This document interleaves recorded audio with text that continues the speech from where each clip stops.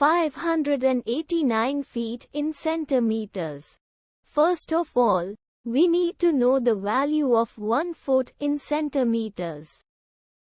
It's always 1 foot equals 30.48 centimeters.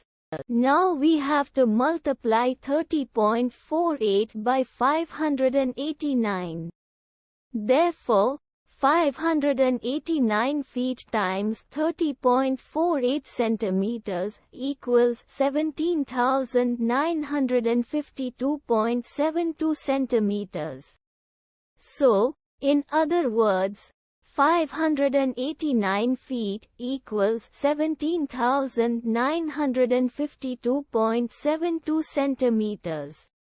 We hope you have enjoyed this video.